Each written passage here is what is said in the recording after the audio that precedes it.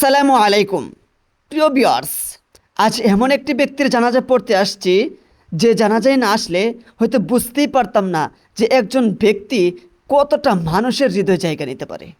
আসুন সেই মহান ব্যক্তির পরিচয়টা জেনে নেই। সিলেট সুনামগঞ্জ সদর মঙ্গলকাটা বনগাঁও নিবাসী মরহুম হজরত মৌলানা আব্দুল কাদের সাহেব রহমতুল্লাহি আলাই। আমরা আজকে যার জানাজাকে সামনে নিয়ে এখানে এসেছি আব্দুল কাদের ভাই। ফেনীবিল মাদ্রাসায় পড়াকালীন উনি আমাদের বড় ভাই ছিলেন, সিনিয়র ভাই।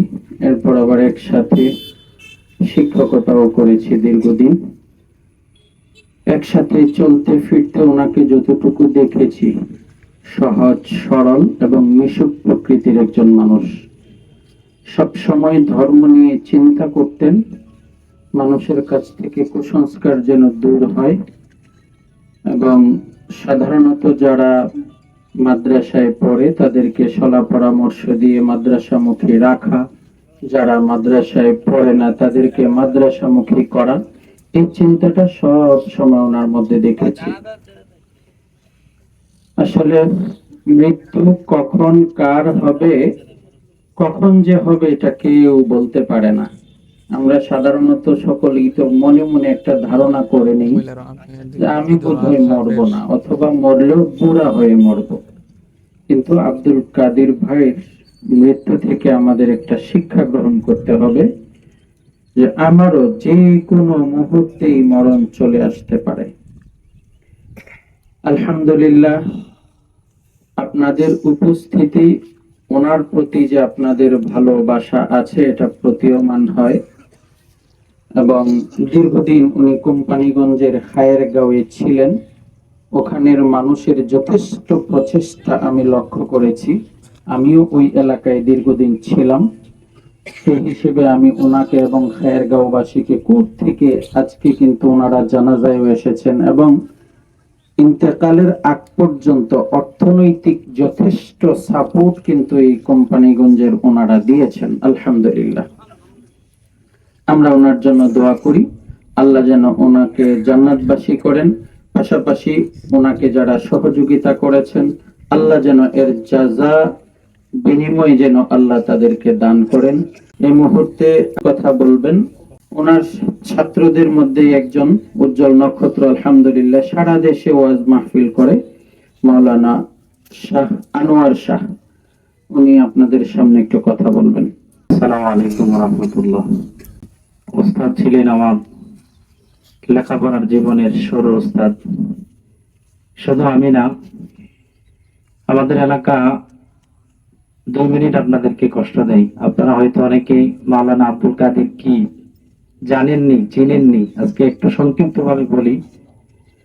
আমাদের এলাকায় এমন ছিল, ইমাম যদি ছুটিতে বাড়ি যেত, কেউ মারা গেলে জানাজা পড়ানোর মতন লোক ছিল না। উনি আমাদের এলাকায় এক মহিলা মাদ্রাসা প্রতিষ্ঠা করেছেন, যা আজকে দাওরায়ে হাদিস পর্যন্ত মাদ্রাসা। প্রায় 450 ছাত্র ছাত্রী লেখাপড়া করে। হুজুরের অগণিত ছাত্র, আলেম হাফেজ। আমি নাখান্দা হুজুরের একজন ছাত্র। আমার এলাকায় বহু আলেম হাফেজ হুজুরের ছাত্র। আপনারা হয়তো ছিলেন না, উনি ছিলেন একজন আল্লাহওয়ালা মানুষ। বাড়ি যখন যাইতাম কখনো হুজুরের তাহাজ্জুদ মিস হইতে দেখি নাই। বাড়ি থেকে ফজর পড়তে যায়, আল্লাহর বান্দা কোরআন তেলাওয়াত করে। এমন একজন বান্দা ছিলেন আমাদের উস্তাদ, আজকে বিদায় হয়ে গেছে। হুজুর কেমন মানুষ ছিলেন!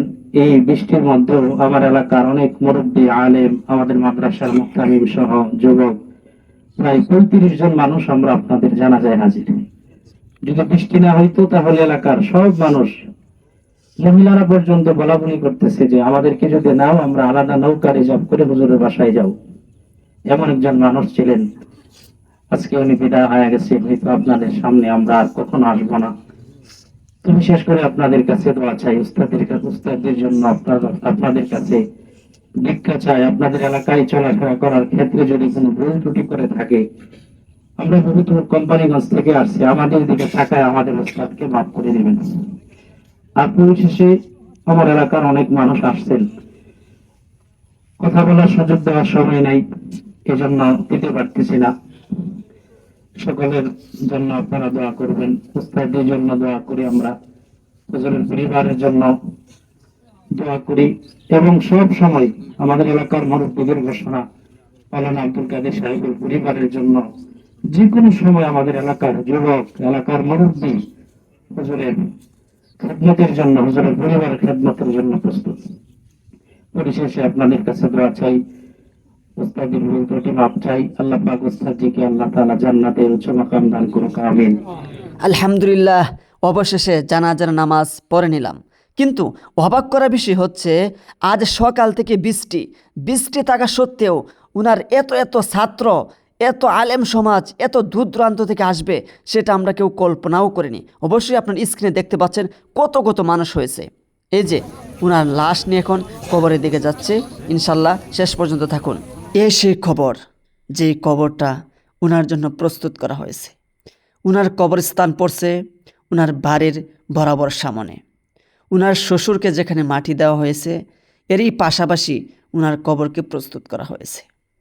এই কবর থেকে আমাদের শিক্ষণীয় বিষয় হচ্ছে, আমরা মাটির তৈরি, আমাদের আবার মাটিতেই যেতে হবে, আবার আমাদেরকে মাটি থেকেই তোলা হবে।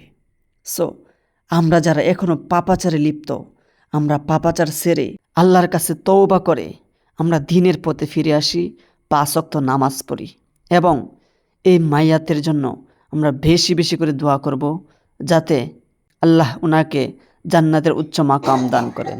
আমিন। منها خلقناكم وفيها نعيدكم ونخرجكم تارة أخرى بسم الله وعلى ملة رسول الله بسم الله وعلى ملة رسول الله।